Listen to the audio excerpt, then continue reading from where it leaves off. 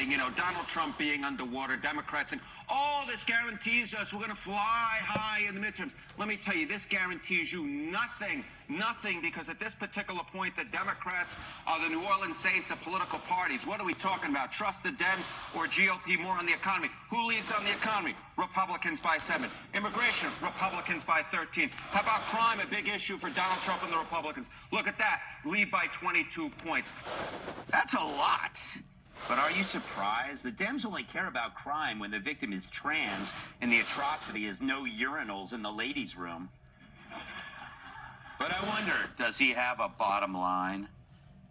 So the bottom line is this. At this particular point, the ball may be on the ground, but the Democrats have not picked up the ball and running with it. If anything, at this particular point, it's the Republicans who are running with the ball on the top issues, the economy, immigration, and crime. Well, it can't get worse than that.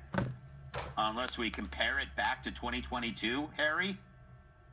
Yeah, let's compare it back to 2022. I think this kind of gives away the game right here, okay? The GOP is more trusted than the Dems on the economy. It was 12 points in 2022. Slight decline in that lead, but still 7 points. How about immigration? It was Republicans by 3 back in 2022. Look at this. The Republican lead's actually gone up by 10 points. What are you doing, Democrats? My goodness gracious. And on crime, the Republicans were up by 13, and now they're up by 22, the lead again expanding by nearly double digits. So whatever Democrats are doing, it ain't working, Kate. It ain't working. I wish I had him as a teacher in grade school. Now, you'd think these numbers would be cause for reflection. You know, hey, maybe our ideas are the problem.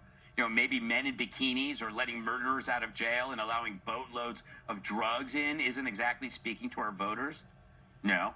These ghastly numbers only drive them deeper into their rabid, one-size-fits-all solution: demonization. Branding Trump a fascist is the easy fix for a party that has no answers. Because while Trump spent his time on the issues, immigration, crime, the economy, they never worked out those muscles. And the result was political atrophy.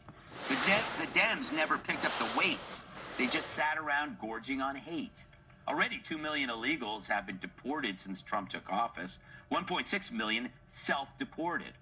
Just the thought of Trump sent them running like bystanders when Jerry Nadler's robe falls open. Meanwhile, they took a look at Biden and they saw an urn propping open the back door of America. Then there's crime. It took Trump 1 week to turn D.C. around.